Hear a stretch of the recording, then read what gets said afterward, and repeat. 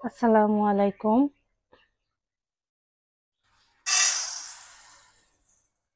আমার পরিবারে আপনাদেরকে স্বাগত জানাচ্ছি।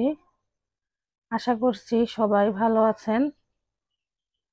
আলহামদুলিল্লাহ, আমরাও ভালো আছি। আজকে সকালে দারুণ একটা নাস্তা তৈরি করব। এজন্য প্রথমে আতপ চাল ভিজিয়ে নিচ্ছি।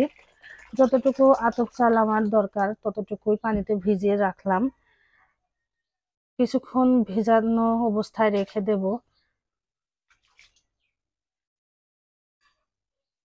আর এদিকে খুবই সামান্য পরিমাণের মুরগির মাংস আছে, একেবারেই অল্প একটু এইটুকু রান্না করব, সাথে সেমাইও রান্না করব। আর আতপ চাল দিয়ে কি করব সেটা আপনাদেরকে দেখাবো অবশ্যই।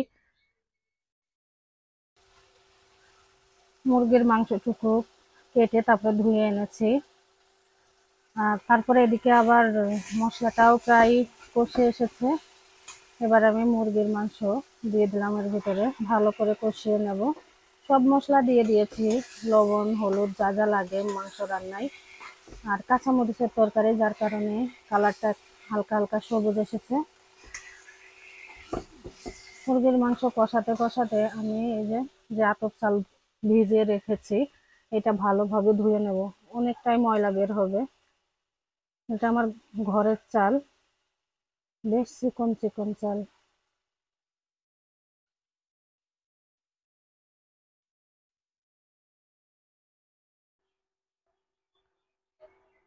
মুরগির মাংস কষিয়ে নিয়ে ঝোলের পানি দিয়েছি, হালকা ঝোল ঝোল রাখবো, খুব বেশি না।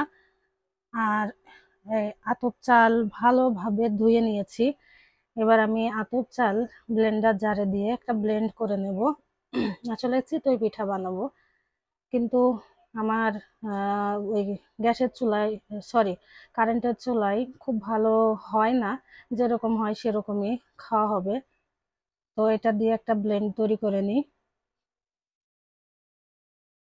শীত শীত ভাব গ্রামে, আর এই অবস্থাতে তো শীতের পিঠা খেতে বেশ ভালো লাগে। তীব্র শীতে তো ভালো লাগেই, তবে শীত মানেই পিঠা খাওয়া।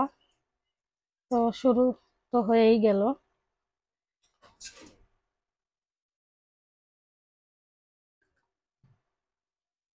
এর ভিতরে আমি লবণ আর সামান্য পরিমাণ পানিও দিয়ে দেবো, যাতে পরে গিয়ে আর লবণ দিতে না হয়। এই যে আতপ চালটা একেবারে মিহি করে ব্লেন্ড করে নিয়েছি। এবার এই গামলাতে ঢেলে নিই। চাইলে এটা থেকেও তুলে বানানো যাবে, তবে সুবিধা হবে গামলায় ঢেলে নিলে। আর একটুখানি পানি লাগবে, আমি পানি দিয়ে আর একটুখানি গুলে নেব।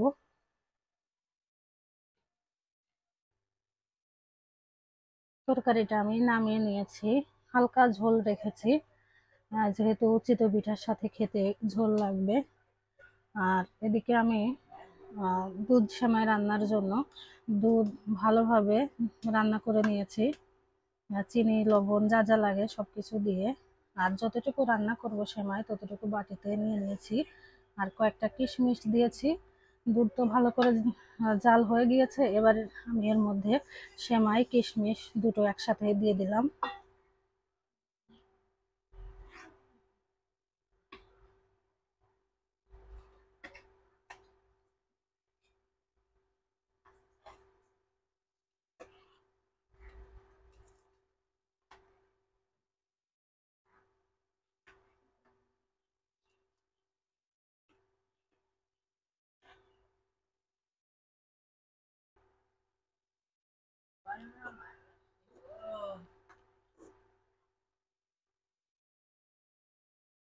পাতলা থাকা অবস্থাতেই নামায় নেব। বেশি যদি ঘন করতে যাই তাহলে ঠান্ডা হওয়ার পর অনেক ঘন হয়ে যাবে, শক্ত হয়ে যাবে, তখন ভালো লাগবে না।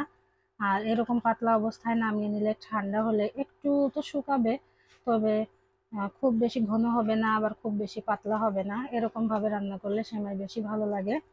আমি এই অবস্থাতেই সেমাইটা নামিয়ে নিই। চুলাটা বন্ধ করে দিয়েছি।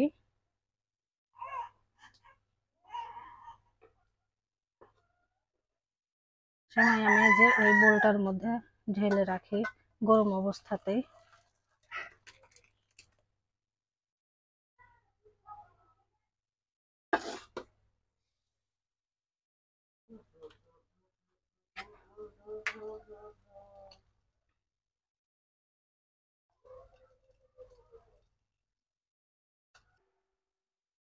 সেমাই রান্না করা তো হয়ে গেল, এবার আমি চিতই পিঠাটা বানিয়ে নিই।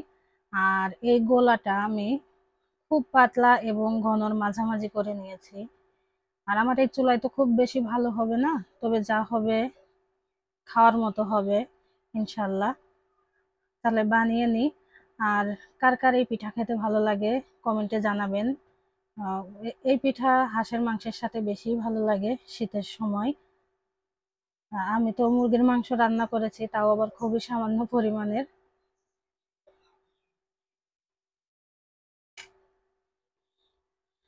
কড়াইটা বেশ গরম হয়ে এসেছে, এবার আমি দিয়ে দিলাম এই গোলাটা।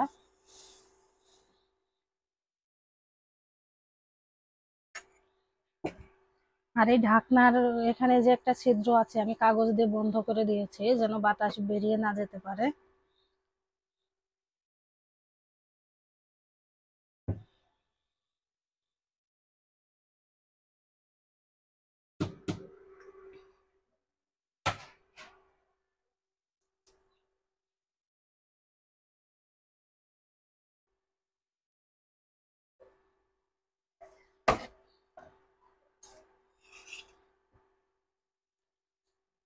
এই চুলাতে বানাতে গেলে খুব বেশি ফোলে না, কিন্তু মাঝখানে তো আটাও থাকে না, আপনারা বানিয়ে দেখবেন।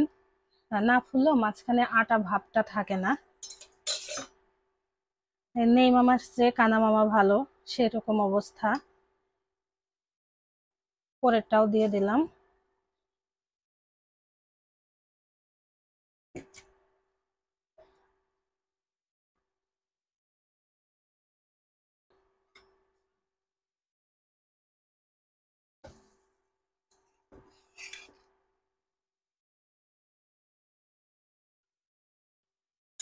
আর এই পিঠার উল্টা পাশ কিন্তু খুব একটা পুড়ে যায় না, দেখতে ভালোই লাগে আর খেতেও ভালো লাগে।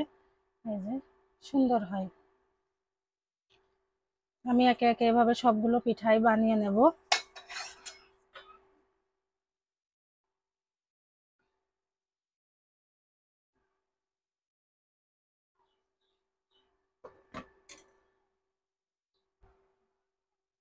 পিঠা বানানো শেষের দিকে, অনেকগুলোই হয়েছে। আর ওইখানে ওইটা হয়ে গেলে একটা হবে, এজন্য আমি কাট করে রেখেছি যেন সবগুলা এক জায়গায় এসে জমা হয়। হালকা একটু ফুলছে, তবে ভিতরে তো কোনো আটা নেই। আপনারা এভাবে বানিয়ে খেতে পারেন, ভালোই লাগবে আশা করছি। মন্দের ভালো যাকে বলে, আসলে মাটির চুলায় পিঠা বানানো তো মানে মনেরও শান্তি, আর খুব ভালো হয়। আমার অন্যান্য যাদের তো এই মাটির চুলা আছে, তবে সবকিছু গুছিয়ে নিয়ে গিয়ে রান্না করে নিয়ে আসা বা পিঠা বানিয়ে নিয়ে আসা একটু ঝামেলার। এই জন্য আমি এটাতেই বানিয়ে নিলাম।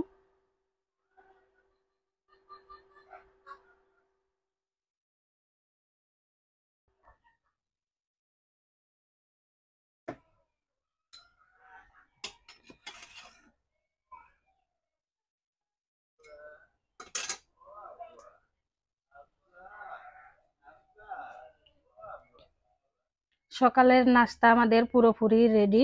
গরম গরম ধোয়া ওঠা চিতই পিঠা, তার সাথে মুরগির মাংস আর সেমাই।